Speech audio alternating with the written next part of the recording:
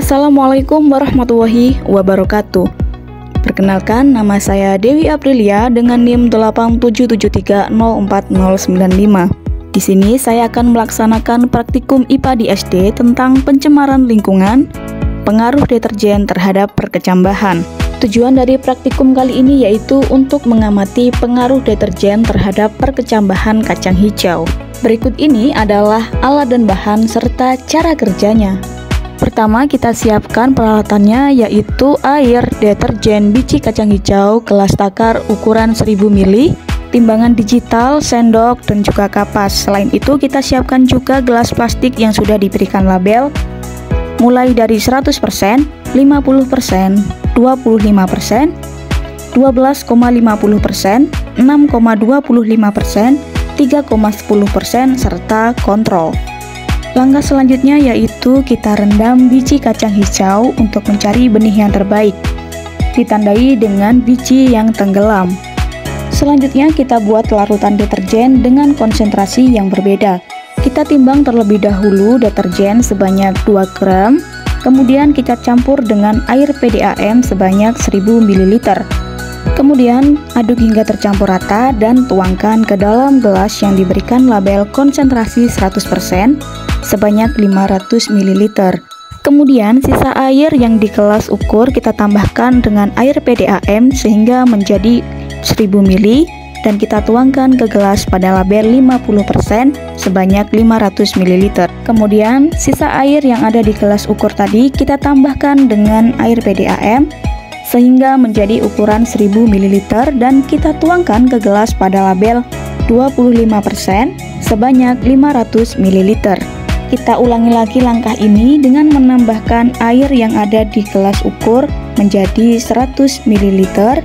Kemudian kita tuangkan pada gelas yang diberikan label 12,50% sebanyak 500 ml. Setelah itu tambahkan lagi sisa air yang ada di gelas ukur sehingga menjadi ukuran 1000 ml dan kita tuangkan ke dalam gelas pada label 6,25% sebanyak 500 ml.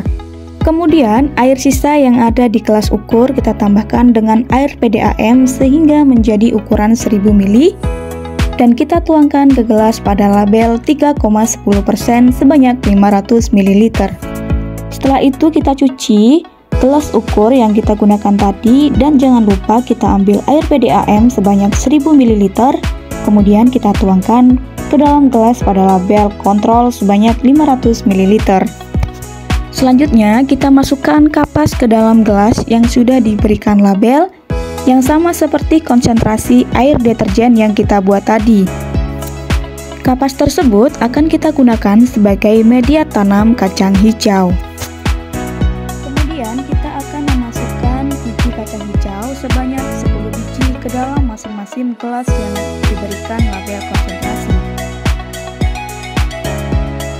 Kemudian kita berikan larutan deterjen sebanyak 4 sendok makan ke dalam tiap-tiap gelas sesuai dengan konsentrasi pada labelnya. Langkah selanjutnya, kita simpan sediaan ini di tempat yang gelap atau kedap cahaya. Kemudian kita amati pada waktu ke 24 jam dan 48 jam dalam satuan sentimeter.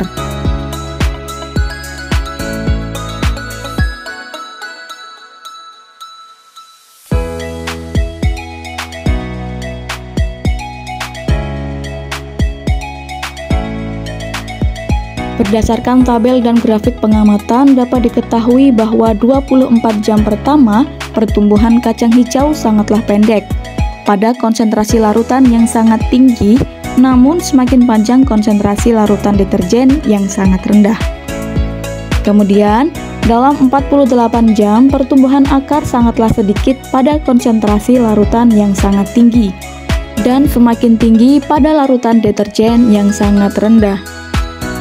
Apabila kita amati pada grafik pertumbuhan kacang hijau, per konsentrasi 24 jam dan 48 jam, pertumbuhan tiap akar tersebut semakin panjang, namun laju pertumbuhannya berbeda-beda. Semakin tinggi konsentrasi larutan deterjen, maka semakin rendah laju pertumbuhan kacang hijau. Berdasarkan hasil percobaan dapat disimpulkan bahwa pertumbuhan tanaman dipengaruhi oleh beberapa faktor, yakni faktor dari dalam, gen dan hormon, faktor dari luar, cahaya, suhu, air, media, dan kondisi lingkungan, di mana kondisi lingkungan memberikan pengaruh terhadap pertumbuhan tanaman kacang hijau. Salah satunya pencemaran air oleh limbah deterjen.